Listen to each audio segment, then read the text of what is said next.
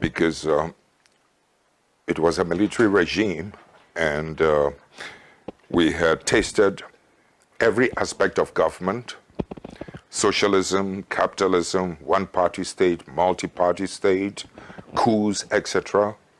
None of these regimes were accountable to the people. Finally, we ended up with a situation where we had lost faith, the masses had lost faith in civilian democratic government. The masses had lost faith in the military government generals who used to rescue us once in a while. They were also becoming as corrupt as whatever it is. So in effect, what we ended up with, that the country had grown disillusioned with civilian elected governments and everything. The country had grown disillusioned with generals who came to save us. And now the situation was ready for the possibility of an explosion. French Revolution, Russian Revolution, any revolution you've read about, it was a reality in my country. And it was dangerous because very often in some parts of the world, let's say in my part of the world, for instance, it is not the medium of education, the medium of respect, of merit that is used to govern people, but they use the medium of fear to terrorize the people into a state of subjugation. When you use fear, it degenerates into hatred, and hatred can blow up. So the country was on the verge of blowing up. And not that I disrespect the corporals and the sergeants and the lance corporals, but the point is that they were on the verge of now taking over power because the senior officers could not rescue the country. And quite frankly, had they done so, they would have butchered most of the officers because they saw the officers as part of whatever it was. So I want you to understand, we were running through dangerous times by 1979. So in moving in the first time, it was not a coup d'etat. I was trying to prevent a revolt, a mutiny, a revolution, a violent revolution. I tried to be as modest as I could to prevent it, and I ended up being arrested on the 15th of May, 1979. The very thing I was trying to prevent in 1979, a few weeks later, June 4th, 1979, from 15th May, 1979 to June 4th, the country just exploded. And it took us almost, the country was just craving and calling for blood. 3 former heads of state, 6 or 5 generals had to be executed to appease the bloodlust of the country. The military had to pay the price for it in order to prevent, an escalation on the civil front. The civil front was equally angry. But we had to use the military to contain them and to pay the price with the military. So besides, we had a multi-party democracy, election in process within 3 months, and we couldn't stop it. We had to let it happen. So within 3 months after the revolt, we were able to hand over and we withdrew back to barracks. Okay? But the difference is that in withdrawing back to barracks, corporals, sergeants, officers had tasted freedom, had tasted justice, had tasted political justice. What a country must be like. So when we withdrew back to barracks, there was a way in which the new civilian politicians had lost. They had become oblivious to what took place. They had lost track of what took place. So they started misbehaving again. And this time, when people taste freedom, you cannot take it away from them again. So it was as if, this is not what we asked for. So they were getting ready to move back again. And I had the responsibility of taking that because I was seen as the hero type of thing. If I didn't, I would be indicted. If I didn't, somebody else angrier, very angry, would take it, and it would be very disastrous. And assassination attempts on me, etc., the corruption by the government, the foolishness, etc., we had no choice but to step in. Otherwise, the revolt of 79, this time, would have repeated itself in 82, and it would have been worse and uncontrollable. So I had no choice but to come in this time. So this time, you can call it a partial revolt and a partial coup in order to contain the situation. So when you're talking about democracy, please, it may mean one thing to you here, but it means something else to some of us where I come from, my continent. I think in your country, look, let me just cite one little example. When we had to go into multi-party democracy, and I was invited to come and give a talk in a church house, and I said,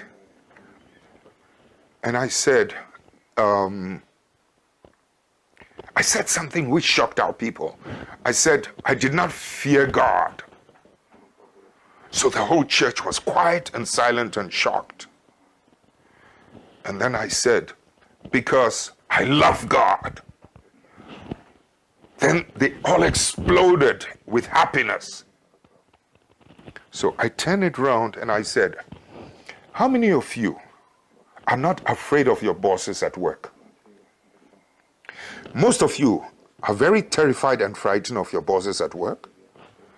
And you don't like it, do you? The whole church was quiet. You know, thousands of people, big place.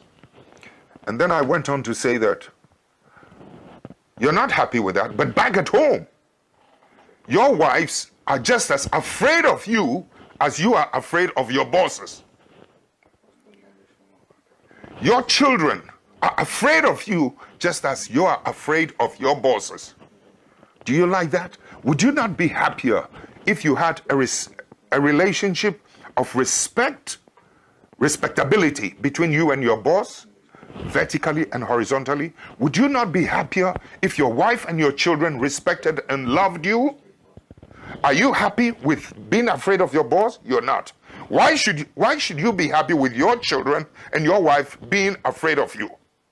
So in effect, what I was trying to tell them was that I love God, I revere God, and I would want to have a relationship of respect and love between my wife and my children, my employees, my subordinates, etc. I don't want to live in fear of somebody, nor do I want somebody to live in fear of me, etc. Can you believe that when the election campaign started, intellectuals, politicians were campaigning against me and saying, vote for God-fearing people. Vote for God-fearing people. Don't, as if to say, don't vote for God-loving people. So I'm trying to make you understand that, you know, when you're talking about democracy, you must talk about the power and the capacity of the people to be strong enough, to be defiant enough to be able to protect freedom and justice. People who cannot protect freedom and justice cannot protect democracy. People who cannot protect freedom and justice, they do not, and you do not empower them to be able to defy you when you're wrong, cannot correct you. And with the passage of time, you become a tyrant, you become a dictator, etc., etc., etc. I'm sorry, a simple question, I've gone too long, but... In the next video, he was asked to give an example why he said that the European and American polities are losing morality. Lei sostiene che la politica americana e la politica europea sta perdendo la moralità. Ci dia un esempio. This has been going on for some time. You know, through various things. I mean, we've seen it over the passage of history. But the last, you know, prominent features on our minds on TV globally was the apartheid regime, how long it took to dismantle it. The other one that the world was hoping that we would be dismantled so that we can have some peace was also the problem between the Israelis and the Palestinians. We didn't see it. We saw apartheid dismantled, but not the Palestinian-Israeli issue. Let me cut a long story short. The point is that since the world, us children, were throwing stones against helicopter using missiles, etc., it was hurting the world. The world went on demonstration by the superpowers. President Bush, Tony Blair would not listen. What was happening? The world was beginning to feel, I think, partially guilty, but at the same time, when nothing was being done about it, the world was becoming immune. When something is going wrong and you don't stop it, there's a way in which your whole mentality becomes immune to it, and with the passage of time, you don't see anything wrong with it anymore. To the point where even Israeli pilots, fighter pilots, and their general refused to obey orders to pump, what you call it, missiles into little children or whatever it is throwing stones. The point I'm trying to make, in addition to that, something very dramatic happened before September 11th, the Jenin massacre. It was BBC that mentioned the Jenin massacre. The Secretary General tried to put a team together to go and investigate the BBC claim about the Jenin massacre. Lo and behold, when they arrived, the Israeli authorities said, no, you cannot inspect it. This was a real shock to the world. If you're innocent of a Jenin massacre, why do you prevent them from coming to inspect it? If you prevent them from inspecting it, you will give the world the impression that there is a Jenin massacre. I don't know what happened after that, but for us in the world, it was a real shock. Let's put that aside. Not too long after that, it almost seemed like the last straw. It's probably just sheer coincidence. September 11th happened, okay? Let's put that aside. It was a painful thing. Nobody liked it. Nobody wants it, etc. But the interesting thing is that America took up the fight against terrorism, which is good. But what America, Britain, and some of you living here do not know is that we in Africa have been living under regimes of terrorism for decades. My brother, when you're talking about immorality, when they were looking for a solution to deal with terrorism, I believe Saddam Hussein, Afghanistan, etc. were some of their targets. They moved in there, ready to pounce on them.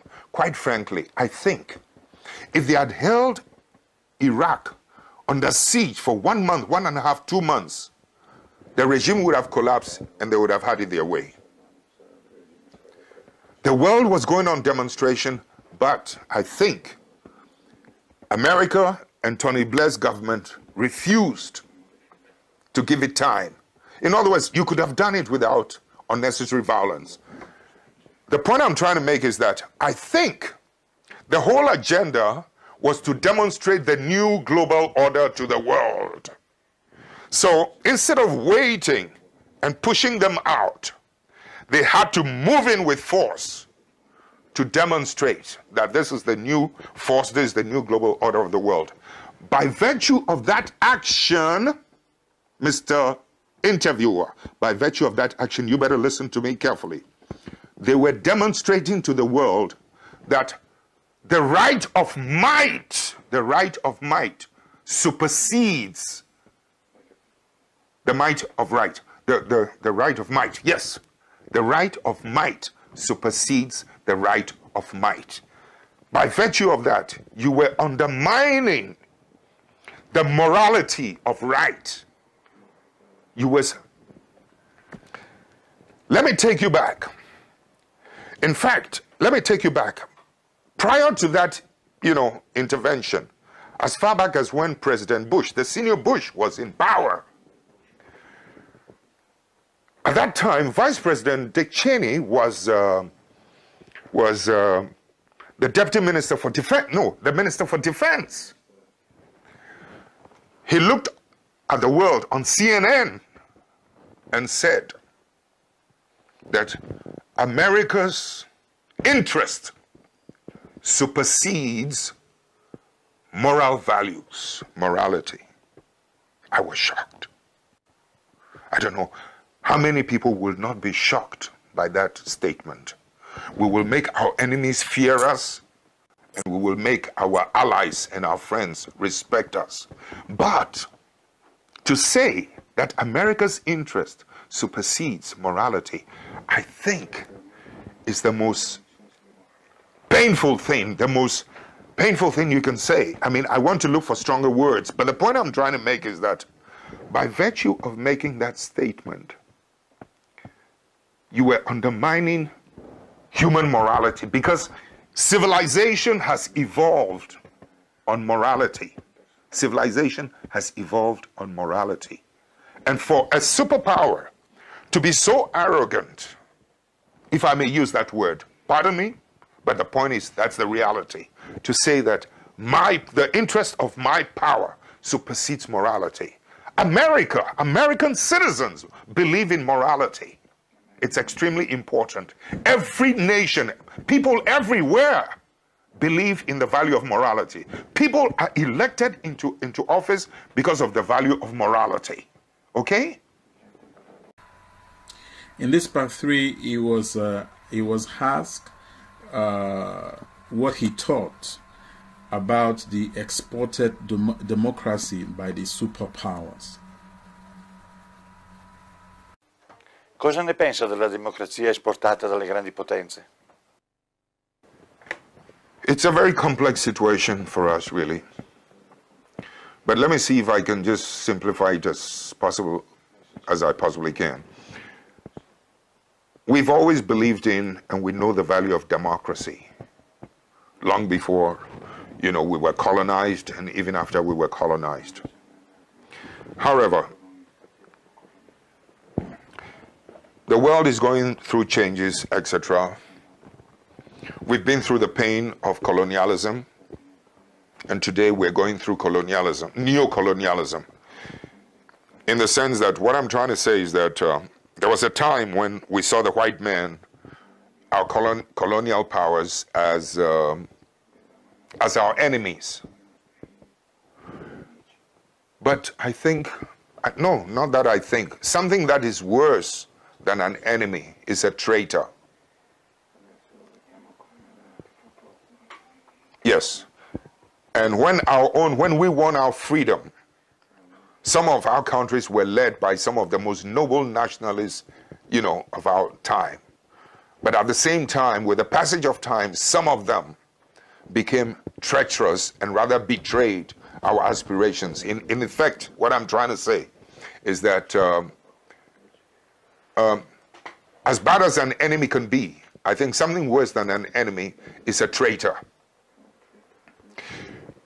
We've ended up evolving in the process of trying to modernize. We've ended up being westernized to the point where, as I sit here before you, when I wanted to even name my children African names, heroic names, I'm a Catholic. The Catholic Church, or that character, back at home, said, no, I cannot. They'll have to be Catholic names. I mean, those Catholic names are European names. I went through an argument with this priest, and I said, listen, I have a right to my identity. Don't take away my identity. Okay? I mean, Christianize me if you may, but don't westernize me. There were times, my wife and I is a great graphic artist. we made some beautiful Christmas cards that depicted Christmas in an African setting. And the Christmas cards sold so well, even with Catholic nuns, white Catholic nuns. We wanted to secure the patent. I went to an office, the Registrar General's office, to secure the patent. Can you believe that this fellow African, Registrar General, looking at my black personality, black face, told me that, no, I cannot. This was long after independence, and that it's going to take about 3 years. I said, why 3 years? He said, it'll have to go to England.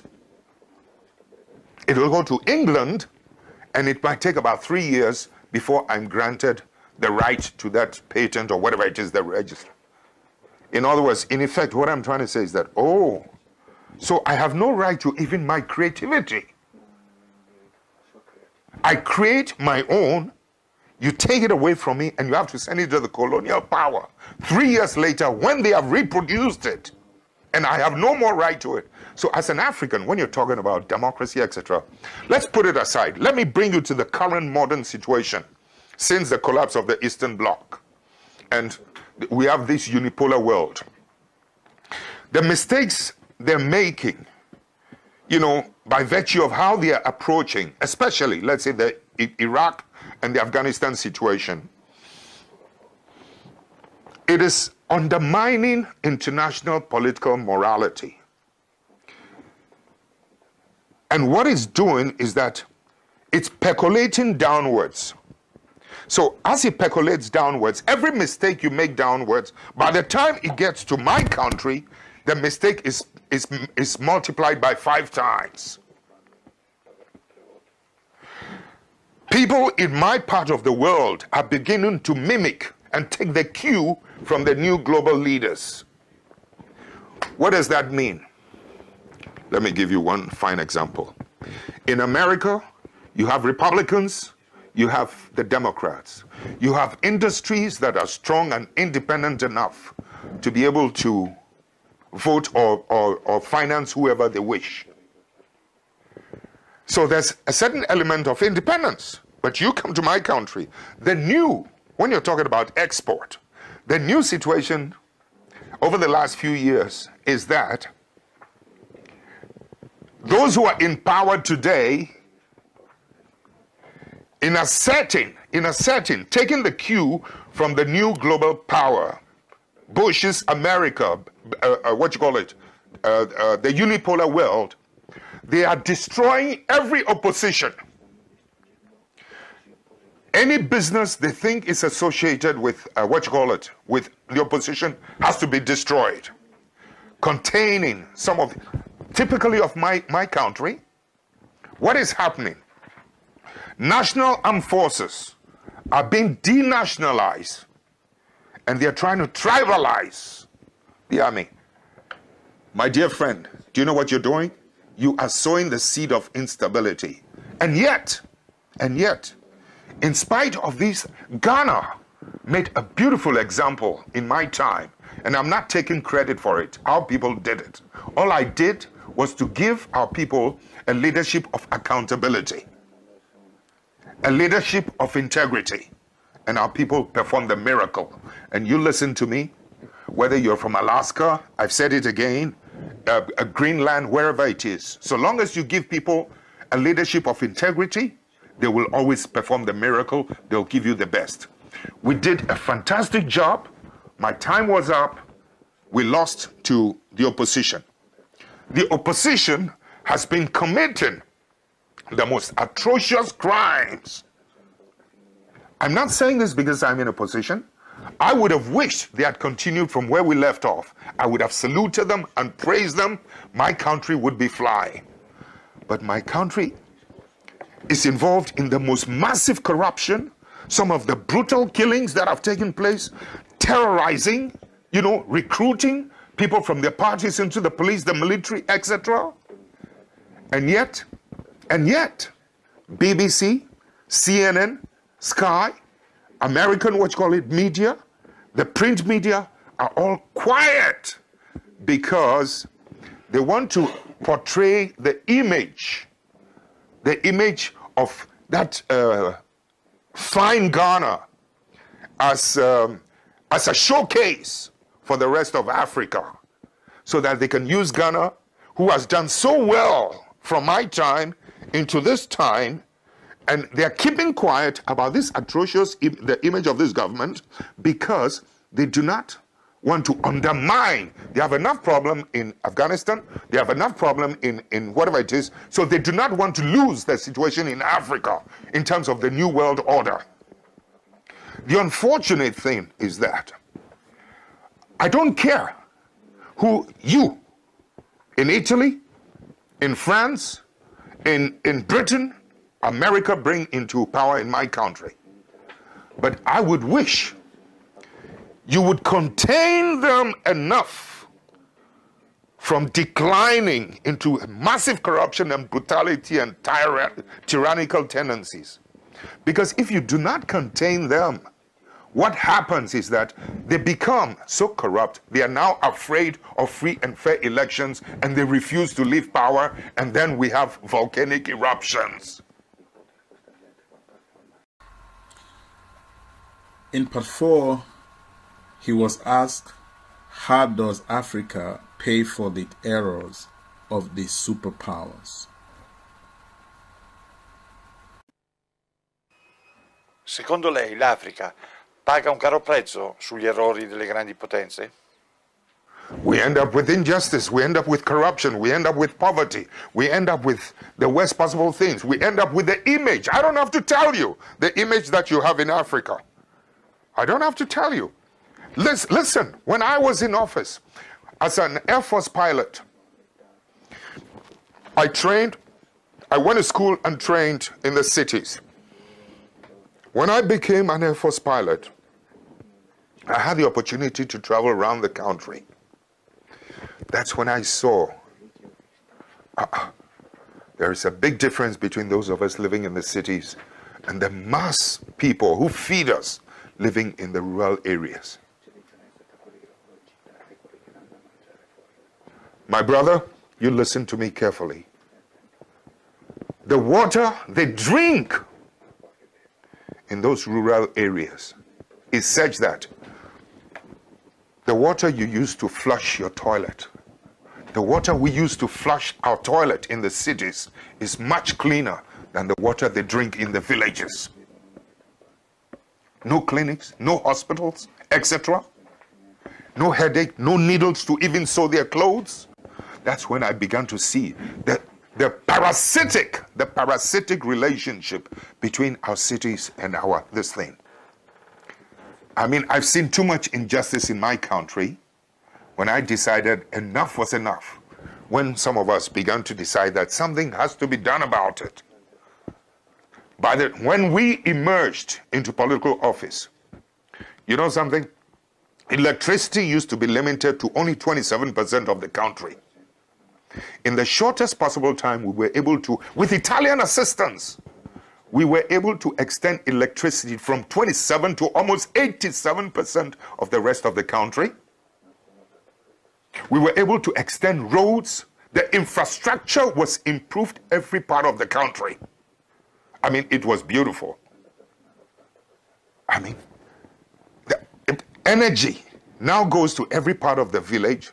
Children can now go to school and can learn at night, so that my children living in the city will not have an advantage over that child in the village. My child has no superior, was not born with anything superior than that child in the village. But so long as that child in the village is denied and deprived of electricity to learn at night, and good water, etc., my child in the city will always have the advantage over the ones in the rural areas.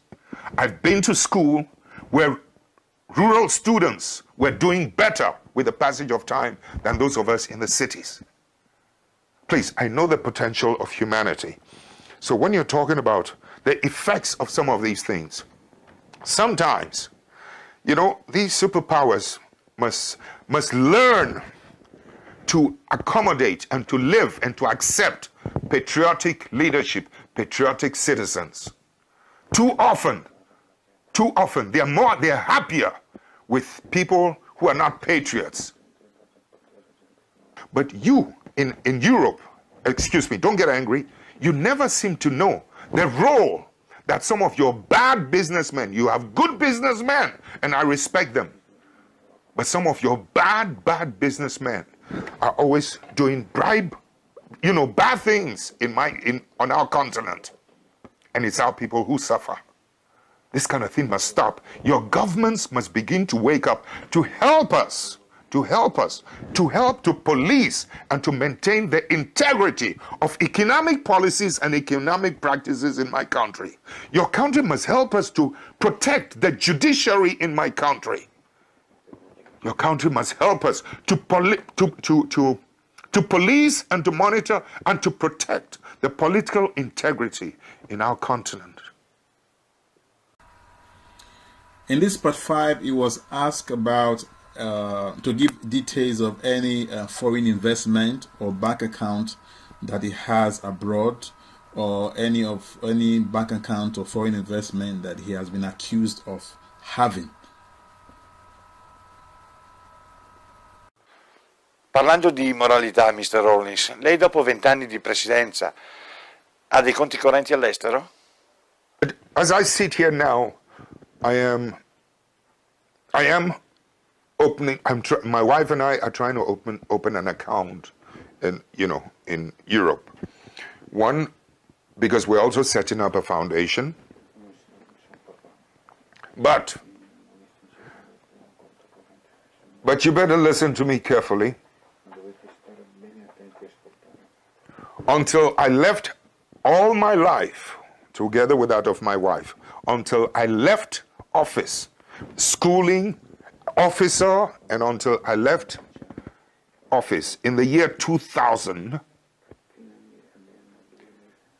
I never had a foreign account. Never. The CIA, the German intelligence, British MI5, your Italians, the French, all of you go and look into every bank account and to tell the world whether my wife and I ever had $1, 1 penny anywhere in any bank in any part of the world before I left office. I never did. Interestingly, and it never occurred to me, I had no desire for it. The only time it struck me that I needed a foreign money was when my wife was ill. And it was a situation we could not deal in my country, in Ghana. And we looked for the most affordable place, which was in a university in Europe. That was the first time I suddenly realized how naked I was in terms of, I couldn't even save my wife's life, a very noble lady who had been through trying times with me. That's when I started calling around the world, friends, can you help, etc. So having no account, oh, by the way, before I left office, we knew she was going to have this operation, so we had even put a little money aside. I think it was about $22,000 it was going to cost us. My wife is asthmatic, and over the years, it has developed its side effects, both in her intestines and other complicated places. So it was going to be quite an expensive, this thing. And you listen to me carefully. I was looking around the world, anybody help me? It's not for myself, I have no account. This is the address of the hospital. This is how much it's going to cost. I mean, it was the most shocking, painful experience I'd been across, that I could hardly get any assistance early enough. My government, who knew, the new government, who had taken over from me, who knew I needed help, and that we had made preparations, refused. On the last day before we were to leave, she was supposed to be on the operation table on the 22nd of a certain month. 2 days before, that's when I got a letter from the president's office, a 3-page letter, conditions I had to fill, a whole lot of rubbish. We got a ticket. We flew to London. This president, or this man who was a president who had been in office for almost 20 years, 10 years, 18, plus whatever it is, 8 plus another 2, almost 19, 20 years. I had no dollar account anywhere, and I had to stop in London to borrow money from someone so that I could go and do my wife's operation. You listen to me carefully. About 8,000, you know, to take care of her needs, etc., into the hotel. 22,000 it was going to cost us, either dollars or euro. I think it was dollars, into the hospital. When the operation, after a while, I had to leave and go back to Ghana and left her. Here's the shocking part of it. After the operation was done, on borrowed money, people don't believe it, but it's true. On borrowed money, when the operation was done, she was discharged into the hotel so that she could be brought in once in a while, you know, for checkup, a review. Can you believe that when the driver of the embassy under the new government informed the ambassador that I have to take Mrs. Rawlings, you know, for a review, the ambassador said no. In Switzerland, the Ghanaian ambassador, it happened in Switzerland, said no. The driver was so shocked, he put the embassy car key on the table, went and used his own personal car to go and drive my wife to the hospital for the review. This is the kind of vicious petty-mindedness that you can sometimes run in parts of the world in terms of my relationship with this character that, you know, your Western powers or the Western powers have promoted, and they are trying to sanitize his image as if he's the cleanest, finest head of state in Africa. It's absolute rubbish. He's a criminal. He's a thief. He went around telling the world, wrote a letter to every bank around the world that I had stolen suitcases of money into bank accounts. I was trying to kill him, make a coup. I had stolen 19 cars, etc. All of them were false. I will not tell you something that the bank, it took 3 months for me to be able to open a bank account through somebody. Finally, when the bank manager was going to open that account for me, do you know what he told his Swiss friend? You can come and do it. Every day he goes there. Is it open? Is it open? Is it open? Finally, after 3 months, the man told my friend that he is one of the few African heads of state who does not own a foreign account. You can now come and open the account for him. I mean, the point I'm trying to make is, look at the difficulty I had from my own government, from outside. But then the other side of it is that to be so mean that not even the driver could send my wife for a review. That ambassador, for being so, he was so mean, the government withdrew every protocol facility as a former head of state. I have to carry my own suitcases, never mind. They even tried to get Swissair not to give me protocol. And Swissair told them, hey, you don't do that. They tried to campaign with other governments. Don't give this man protocol facility, etc. And yet, I'm supposed to have been the man who turned the situation round in Ghana, in West Africa. You know, so in effect, what I'm trying to say is that we've had a pretty rough time, but the more you show hatred towards your opposition, sometimes towards us, the more you get promoted in some parts of the world. It's not healthy. I mean, we must begin to stop treating oppositions and ourselves as enemies. We must begin to rather engage in constructive relationship, constructive criticism, and not attempt to destroy and to see the opposition as your enemy to be destroyed. I mean, factories that we don't have time. 2 hours, 1 hour is not enough. 30 minutes is not enough for you and I. I need 9 hours. I need 8 hours to wake you up in Italy, in Europe, to the problems we're going through in Africa. Yes. Hello. In this part 6, he was asked about the role of the superpower media. Cosa pensa del ruolo dei media delle grandi potenze? It's a pity, but I think with the collapse of the Eastern Bloc, it has made it extremely difficult for us to hear both sides of the case. I am not surprised that Al Jazeera, made an effort and emerged, because the only side we could hear were the superpowers, Western powers, were BBC's, Sky to some extent, CNN, and etc. Yes. And in my country, well, I don't speak Italian, so we don't. But in Africa, very often we hear BBC, we hear, CNN, Voice of America, etc. Occasionally you get snippets of the truth. But the propaganda that is going on, quite frankly, is not giving us both sides of the thing. However,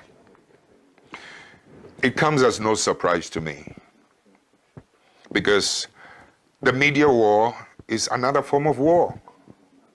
I mean, there's the war of the bullet, and there is the war of the words. Disinformation and misinformation is probably more effective than whatever it is. Yes. And let me say something to you in Europe and America. You're good-natured people, good-hearted people. You're people of morality and moral values. But if the media, especially in America, for instance, could give you both sides of the story as pertains to foreign policies and foreign actions, you will bring so much pressure to bear, because you still live in a world with the capacity and the ability to be able to influence your presidents. You can impeach your presidents like in America. So you, as a people, still have power, unlike us. In Africa, they disempower. That was the difference between me and some of the others in my country. I believe in empowering people. And when you empower people, it is their will that prevails. Okay? You just provide the leadership. However, the point I want to make is that in a situation where people are disempowered, like in some parts of my continent, what happens is that I'm the little tin god. I call the shots. But you people are empowered enough, not only that, but if you're informed enough, you can make the decisions. You can tell your president. You can stand up to your president. Provided you are getting the correct information, both sides of it. So in effect, what I'm trying to say is that the media, I think, must wake up to its responsibilities, and do what is just. Let me just say something. I have a little theory that the world is manipulated. I may be wrong, but the world is manipulated by the multinational corporations, the media, some parts of the media, and the intelligence apparatus. They work as a triumvirate, and they are neatly sandwiched like the ham, like your tomato, whatever it is. They are neatly sandwiched in between the governed people, the governed ordinary people, and the governors. That is where the manipulation takes place. And there is a symbiotic relationship between the triumvirate and sometimes at this level. And if we do not make every possible attempt to return morality, when we're talking about the immorality of international politics, the immorality in business ethics is also percolating downwards, and the criminal, corrupt thing that goes on in my world is bad. So the sooner we begin to return, to restore some sense of morality in business ethics, in politics, in the media, intelligence apparatus, with beliefs, conviction that this is wrong, etc., After all, if you're talking about globalization, then please, let the same value, what is good for the goose, let it be good for the gander. You know, what you want for yourself, I think is something you should want for your fellow man. If we truly want to enjoy peace and stability under a so-called unipolar world, then we have to wake up to our responsibility. You listen to me. The late Pope John Paul contributed his quota towards the collapse of the Eastern Bloc. With the growing unipolar world, some of us were thinking, is it going to be better or is it going to be worse?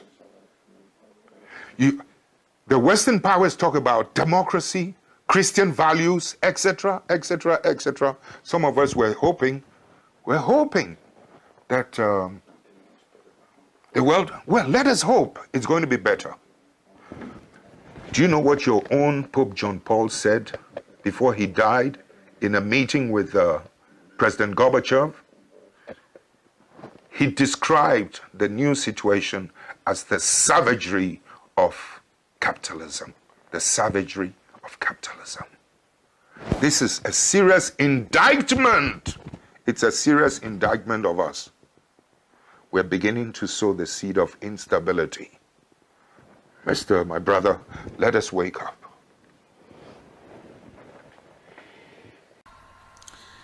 In this part 7, he was asked why he was very, very angry with the then present Ghanaian government. Lei è molto molto arrabbiato con l'attuale governo ghanese. Ci spiega il perché? They have not lived up to expectation. I think after about 10 years and 8 years in office, revolution, revolt, etc. Quite frankly, a good number of us were tired and we were looking forward to, you know, a positive change. Not a positive change, a change. The people also wanted it. You know, and I mean, even though some of our people did not trust them because they know their history, some of us gave them the benefit of the doubt, of goodwill. They've turned out to be the most criminal government in the history of our country. Don't take my word for it. I would dare you, any one of you with the courage, to come home to Ghana and come and investigate things to do with the judiciary, the politics that's going on, the brutalization, some of the killings, etc. It's really terrible. And let me tell you something. Not too long ago, your own embassies, Western embassies, were getting worried. This was even before 2004. They stole the election, by the way. But let's leave that for the moment. Your own Western governments were telling them that corruption is getting dangerous. So I think they helped them through to steal the 2004 election so that they could begin to correct their mistakes. But they are getting worse. A few months, was it 2 months ago or not too long ago, the CIA boss called Porter Gross came through my country. I think he's resigned. This was about the time when some of the American generals were telling President Bush that retire some of your generals because the policies, the way they're going about the situation in Iraq is not correct. Around about that time, Porter Gross came through my country in Ghana on the quiet to warn. In other words, if you don't believe me, don't take my word for it when I say this is probably the most criminal government in our history, and yet they're sanitizing their image for a political purpose. Porter Gross came and told them it's getting so bad that a coup d'etat or something could happen. And if it happens, don't think America will come to your assistance because the coup will be very popular because your image is bad, too corrupt, the brutalization, the terror tactics will not do. In order to save him time, they escorted the president quickly to the US for President Bush to go and tap him on the back at the press conference and say, you're a man of vision, a man of integrity, a man of so and so and so, etc., in order to buy him time. And before doing that, he had the impunity and the audacity to put an innocent, noble woman, and I'm not saying so because she's my wife. I mean, I have a great deal of respect for my wife. They put her on trial. Instead of, you're the corrupt ones, begin to take yourselves to trial. Begin to check your own corruption. In order to deviate attention from themselves, they rather put my innocent wife on the trial. Why did they do that? Because my wife could not take their harassment anymore, all the false accusations against her, so she finally decided to take them to court. As they began to realize they were going to lose, and the public was beginning to wake up to the foolish things they were doing, and the truth was now coming out against the government, they panicked, they quickly sort of partially withdrew and went and countercharged my wife with a criminal rubbish, a political. This is all that goes on. If you want to believe me, go and ask Kofi Annan whether he did not sit in my room next to me and express concern about the declining integrity of the judiciary in Ghana. And this is not safe for our stability. Go and ask him.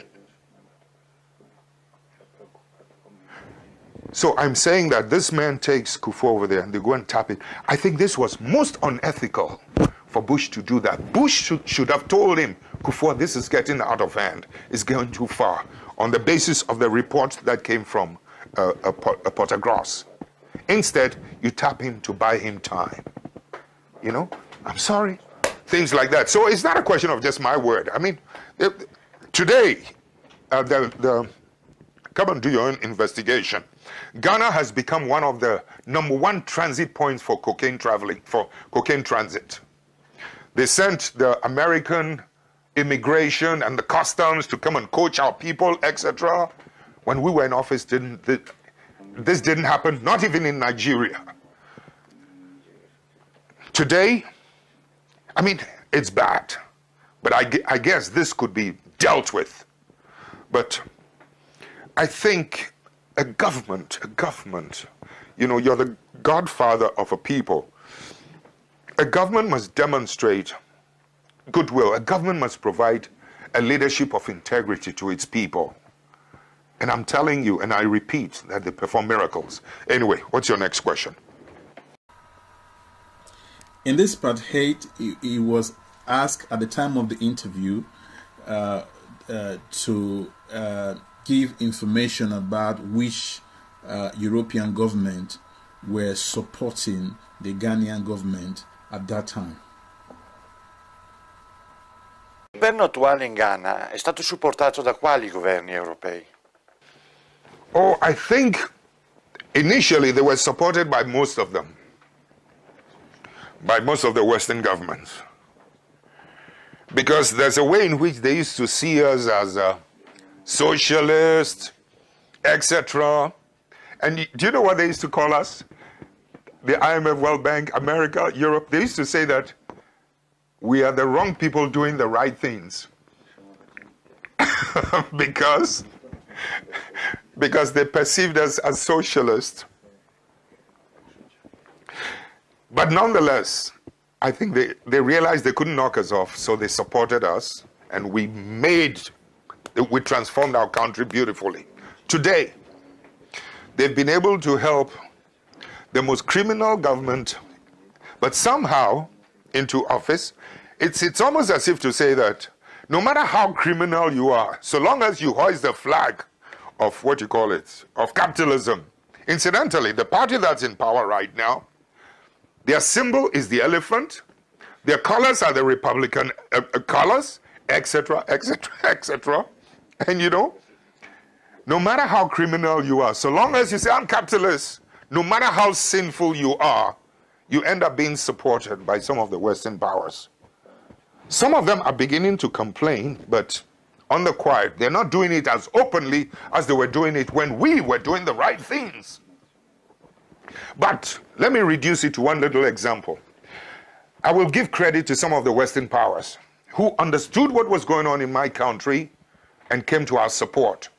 Canada, Japan, Italy, and a number of others, as well as other third world countries, or so-called third world countries in Africa, as well as even some of our Muslim countries, you know, Kuwait, you know, and a few others, Saudi, who helped us, you know, to build a second dam, etc., etc. However, the interest that I think you should know, or what I find a bit painful, is that we have always had a very healthy relationship with Italy in various facets of our industrial life.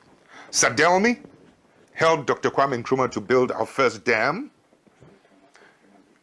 a number of estates, etc. Quite frankly, I think you can get the statistics from your own governmental archives. However, being an Air Force pilot, I remember when I was a kid at school and I saw the displays going on because several countries came to display for Dr. Kwame Nkrumah, our first president. And Italy won with the Macchi. So we've used the Macchi ever since 60-something when I was at school. By the time I joined the Air Force, we had we were still using the Italian fighters, the Macchis, Italian instructors. We had, the Italian Bell, one of the finest, the Augusta 109, and several others, you know, from other countries, Britain and whatnot. But since these guys came in, they're doing everything possible, one, to destroy the Air Force, whether it's because I come from the Air Force. And as for Italian Air Force, go ask your people. Maybe the Chinese aircrafts may also be good. I don't know. But they're getting rid of, they're downgrading the Italian Air Force, all these things. They're bringing in some of the Russian aircraft, helicopters, bringing in some of the Chinese aircrafts, etc. If the reason is personal because Rawlings can fly all these things, I don't know. But the point is that I think Italian interest is on the decline as far as the Air Force is concerned. If there are other aspects of it, I don't know. Okay? But I think this is something you should come and do your own research. Get in touch with your own government as to whether it happened. I don't think this thing has anything to do with your former president Berlusconi or your current one. Let us hope your current one is aware of what's going on. Okay? But the point is that a lot of the Western governments, I think, were supportive of them in order to help promote so-called multi-party, Western multi-party, whatever it is. But I think they've woken up to the reality that it's not being handled properly. It's getting dangerous, you know, because they're abusing. Yes, they are destroying the culture of democracy. They are destroying the quality of democracy. So how can they correct it? That's why I was saying that if they cannot contain them, then they will decline further. And so certainly, I think they're beginning to see that we're not too bad after all. So as they try to treat us like outcasts, now they realize that we are the ones who ensured the peace and stability in our country. Okay? We are the ones who made it possible to turn the economic this thing around in my country. We are the ones who made it possible for the country to bloom and became and earn the name that it did in Africa, in West Africa. In this part 9, he was asked if it was true that he flew in the plane that was piloted by Stevie Wonders.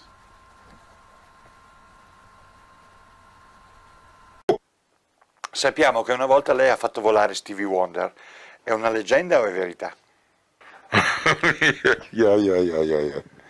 Yes. People don't believe it. It was filmed by a French crew. And they wanted to publish it, but he refused. when I met him in Los Angeles. But it did happen. I took some of them on a flight, and he was sitting on my right. So as soon as I took off, and I gave him the controls. So I was only controlling the power. And, you know, in a plane, when you're in a car and you're going around a circle, you keep it that way so that it continues. But in a plane, when you want to turn right and you do this, you don't keep it there. If you keep it there, the plane will go around.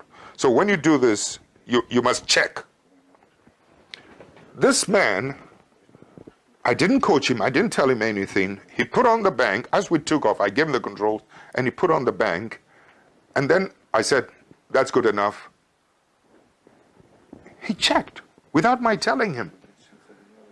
So I asked him, you've flown before? He said, no. I kept quiet, we were flying. There were people on board.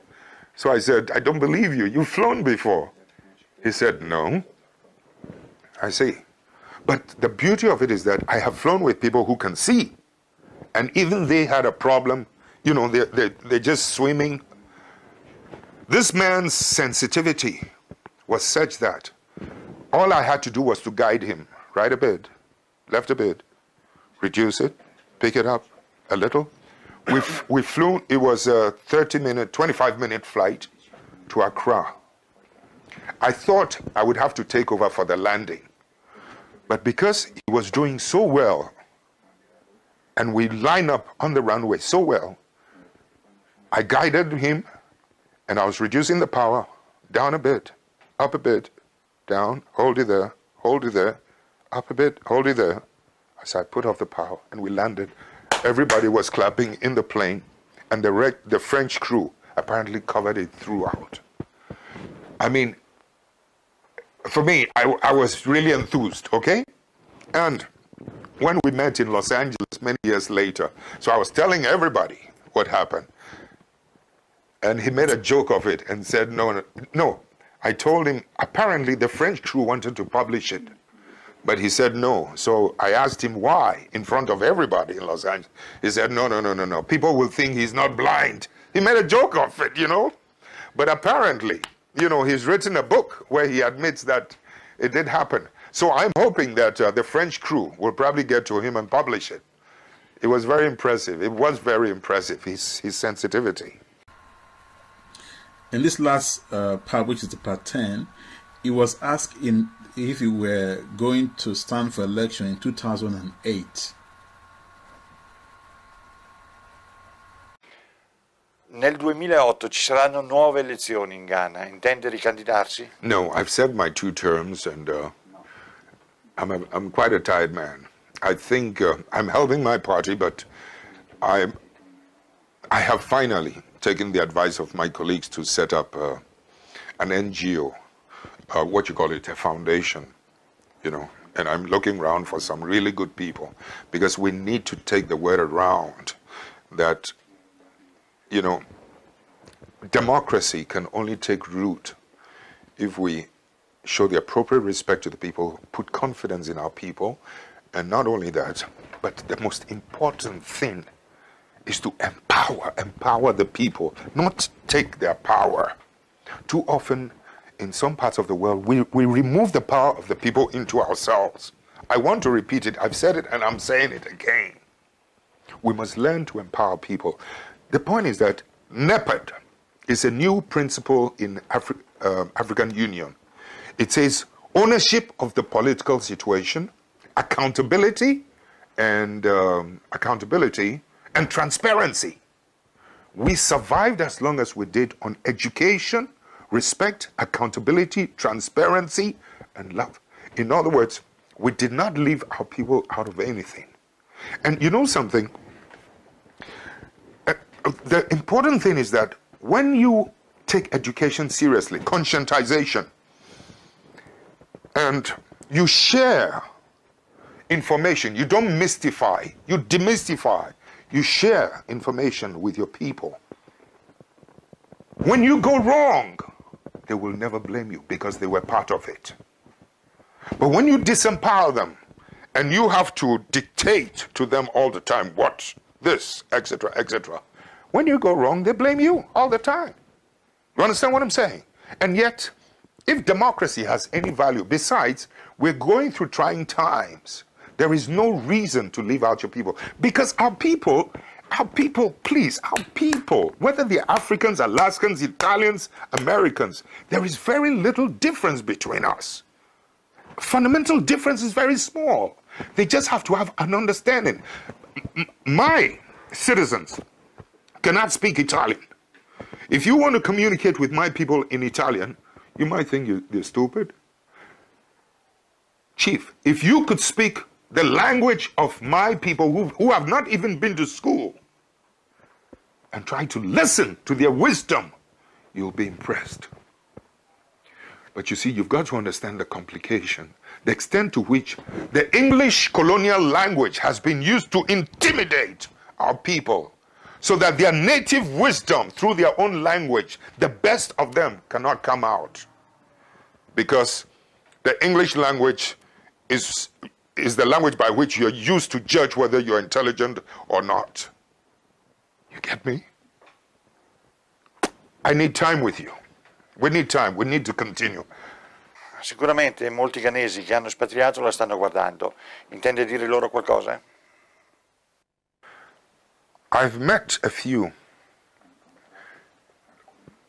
personally at the airport. I've met one or two in one or two factories here. And they behaved in a very positive way towards me. And they were expressing regret about what is going on back at home. So the only advice, it's like, how can we get back our country is their question. And the only advice I can really give them is, how can you organize yourselves here? Organize yourselves here to be able to assist your constituencies back at home. Yes, whether it's through the party machinery, through other associations, whatever it is, things you're learning here, if you're making little earnings, how can you assist? You know, through contributions, the clinic, etc., you know, and deny your people. If you have the privilege of being here and you're earning a little more, please don't forget your people, okay? But, I mean, much as I would like to speak partisan politics over here,